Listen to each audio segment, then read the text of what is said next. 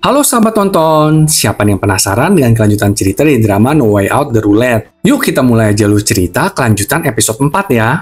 Sekarang kita melihat wali kota An Myung-ja dipanggil oleh kejaksaan. An Myung-ja telah menjalin kerjasama dengan perusahaan manajemen aset yang berbasis di Hong Kong dan membuat dana investasi mencurigakan dengan menggunakan uang sebesar 280 miliar won dari keuangan kota Hosan. Beberapa kelompok di kota Hosan melaporkan kepada kejaksaan kalau perusahaan manajemen aset itu adalah perusahaan cangkang. Saat memasuki kantor kejaksaan, An Myung-ja menyatakan kalau dirinya akan bekerja sama sepenuhnya. Hal ini tentu membuat publik marah. Selama diskusinya dengan jasa penuntut, An Myung-ja mencoba membuat kesepakatan, tetapi gagal. Myung-ja ternyata adalah politisi yang korup, yang menggunakan segalanya untuk keuntungannya sendiri. Meskipun menghadapi kerugian karena kasus ini, Myung-ja tetap bertekad untuk mempertahankan kursi wali kotanya dan menjadi presiden di masa depan. Karena keadaannya yang mendesak, Myung-ja mendatangi ketua partai Gukmin untuk meminta pertolongan. Tetapi ketua partai mengabaikan Myung-ja, bahkan meminta Myung-ja untuk undur diri sebagai wali kota dan menerima hukumannya. Sementara itu, Jung-sik dan timnya mulai membereskan kekacauan ledakan di depan rumah Gukho. Hal ini membuat Jung-sik sangat frustasi. Teman timnya terluka dan sepertinya Jung-sik kehilangan semua uang curiannya di bagasi mobil Juho. Sedangkan Myung-ja dan timnya menonton berita tentang ledakan itu. Pria bertopeng juga membuat video tentang peristiwa ledakan itu dan memberitahu semua orang untuk tidak membunuh warga sipil.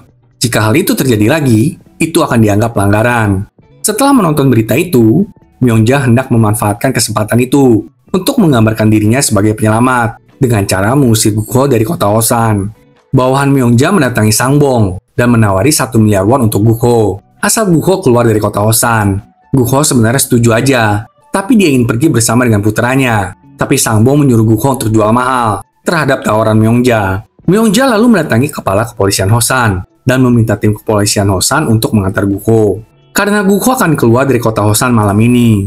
Sore harinya, Myung-ja mendatangi rumah Gukho dan melakukan konferensi pers itu. Myung-ja menyalahkan Gukho atas ledakan bom itu karena banyak orang yang terluka dan tewas. Myung-ja kemudian berjanji kepada publik kalau dirinya akan memastikan Gukho meninggalkan kota Hosan. Myung-ja juga berlutut di depan rumah Gukho, sampai Gukho mau berbicara kepadanya. Semua warga yang berkumpul di sana sangat mendukung Myung-ja. Pinter banget nih air mata buaya politikus ya. Dan akhirnya, setelah beberapa jam, Gukho menyuruh Myung-ja untuk masuk dan berbicara dengannya. Myung-ja lalu menaruhi Gukho 1 miliar won, agar Gukho pindah dari kota Hosan. Namun ternyata, Sangbong dan Gukho merekam percakapan mereka dengan Myung-ja. Mereka kemudian memeras Myung-ja untuk tawaran yang lebih tinggi. Mereka kemudian meminta 10 miliar won sebagai imbalan Gukho meninggalkan kota Hosan. Myung-ja sangat kesal bukan kepalang karena dipermainkan oleh Sangbong dan Gukho. Myung-ja pun pergi. Dia tentu tahu, jika membayar 10 miliar won sekarang kepada Gukho, bisa jadi nanti ke depannya, Myung-ja akan terus diperas. Dan tidak mungkin membunuh Gukho juga, karena semua orang mengawasinya. Sementara itu, tim cyber berhasil menemukan alamat IP pria bertopeng itu, yang ternyata terletak di sebuah gedung di seberang kantor polisi. Saat sampai di ruangan itu, mereka menemukan spanduk selamat datang, topeng pria bertopeng, dan papan roulette. Jung-sik lalu memutar roulette itu, dan roulette itu mendarat di nama Gukho, dengan jumlah uang 20 miliar won, dan tugas untuk membunuh Gukho. Setelah mencoba roulette itu terus-menerus, ternyata menghasilkan hasil yang sama, yang mengkonfirmasi kalau roulette itu sepertinya sudah disetting untuk menghasilkan hasil yang sama.